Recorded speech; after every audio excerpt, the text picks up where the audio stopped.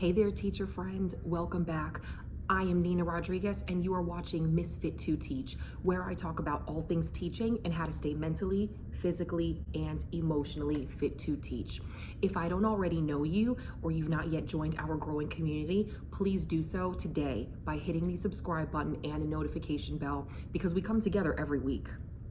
With so many new teachers beginning their careers or looking forward to starting their careers in the upcoming school year, one of the questions that I get a lot is, what are some things that you wish you would have known or that I wish I knew prior to beginning my career?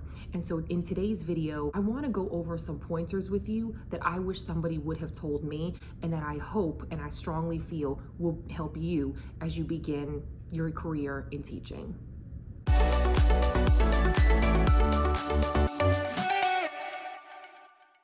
If you are a new teacher, one of the best things that I can tell you is to be aggressive with your boundaries. Teaching is a very demanding calling. Much of what you are asked to do falls outside of your regular classroom teaching hours. And teaching is unique in the sense that it has a real way of bleeding into the other parts of your life. As a teacher, now more than ever, if you want to prolong your longevity in teaching and you want to minimize the occurrences of burnout, the best thing that you can do is do your very best to compartmentalize your life and strike a real and meaningful balance between who you are at work and who you are outside of your classroom. And sometimes you'll find that separating those two things can be bloody difficult. But the more you allow teaching to permeate the other aspects of your life, the more you'll find that teaching and education can be an all-consuming fire. It starts with little things. Maybe you have to stay late to grade papers, you have to submit lesson plans, you soon find yourself grading items at home on weekends, volunteering for different things before or after school, sitting in extra meetings. And like many teachers who don't survive that 3 to 5 year mark, you will find yourself wondering what happened to the rest of your life outside of teaching. One of the best things you can do as being a teacher is have others respect who you are when you're not a teacher. And the best way to do that is to be aggressive with your boundaries. If you're a new teacher, before you even set foot in your classroom, or perhaps if you're a teacher who's been in the classroom for some time and you're at a period of self-reflection, I want you to ask yourself, why are you teaching? Are you teaching because you like kids, or are you teaching because you love your content? Over the years, I can't tell you how many teachers I've encountered, well-meaning teachers, truly inspired teachers who got into education because they had a passion for their content area.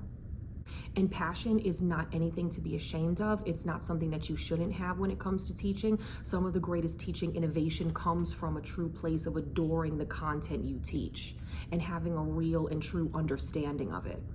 But the reality is you're not coming into a classroom of experts or even people who are mildly interested in your content. You're coming to teach real, raw, unapologetic, flawed, and undeveloped human beings. And the day-to-day grind of teaching has to come from a real and true place of wanting to persistently make kids better. The harsh reality of teaching is you can have the most well-curated lesson plans, the most engaging activities, and the most inspired classroom management skills. But if you are not in the grind of teaching day to day, coming from the headspace of wanting to cultivate strong kids and wanting to accept them as flawed and problematic as they can be, then even as the best content expert, you will struggle to cultivate cooperation in your classroom and rapport with the students who are required to be there.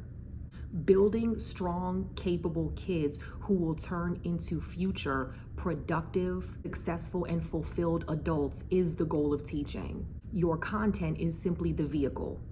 So never let the goal of teaching ever become less important than the content you're using to get to that goal. Understand at the outset that teaching can often be a lonely and solitary journey. It's at times thankless and at worst dehumanizing. My hope for your sense of self is that you never let the hard days corrode your sense of self-worth. In the social media and internet age, you have at your fingertips in any moment an array of videos that show all of the ugly parts of teaching. Kids throwing chairs, being disrespectful, admin not supporting their teachers or teachers not feeling that level of support, parents ready to come at you or come against you with anything and every kind of accusation. And then ironically, it's not till years later after those things have ironed out that students will circle back and come back to you trying to thank you for how much support you lent them in those really difficult moments.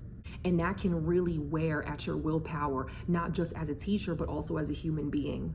The best thing that new teachers can do for themselves is to start early in fostering a community of support, like-minded teachers and individuals, friendships, strong family bonds, because those will be the things that carry you at the times when you question your career and you feel like teaching is taking its toll on you.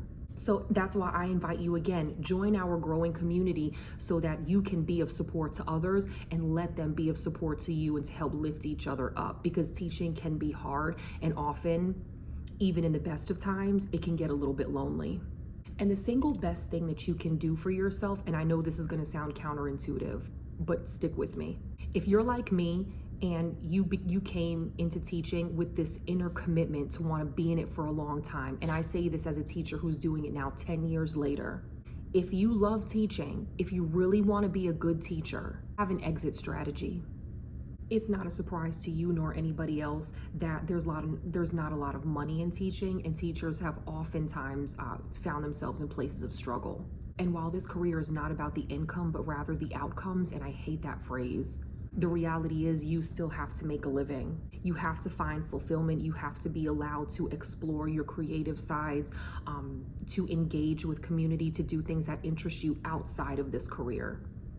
And the days of the teachers who stayed in the field for 20 and 30 years, who retired from teaching and it was like their only adult job, that simply is not the case for millennial and Gen Z employees. Many of us will have embarked on several different careers throughout our working lives, and teaching for most of us is merely just one brushstroke on the entire canvas of what we did with our lives. When you make plans for your future, you have something to look forward to. And having something that gives you hope, that gives you encouragement, something that you're looking forward to in the near, intermediate, and distant futures are the thoughts that carry you forward on difficult days in your working life.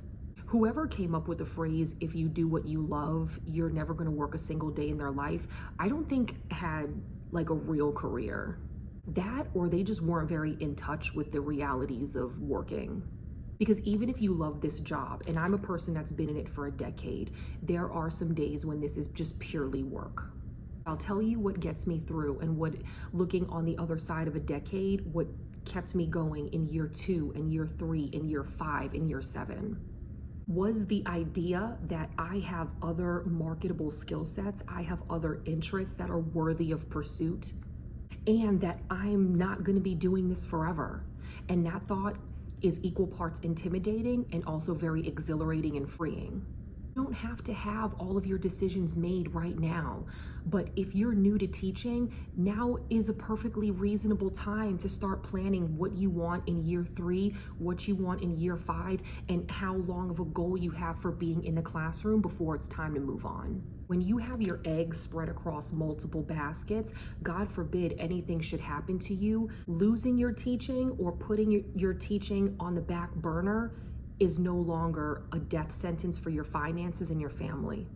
When you engage in the community and in the marketplace in other ways outside of your classroom, it doesn't make you a bad teacher. It actually makes you a stronger teacher, because you're not a teacher who's tied down to the paycheck. And when you make yourself a teacher whose paycheck is inconsequential to this job, you're the best kind of teacher there is, because truly you teach from a place strictly of inspiration and wanting to make a difference. Thanks so much for watching. If this conversation resonated with you, or if you have anything to add, please do so in the comments and join our community by hitting the subscription bell. Thank you so much for being a part of the conversation today. And remember, do all you can to stay fit to teach. Good luck, new teachers. Be well.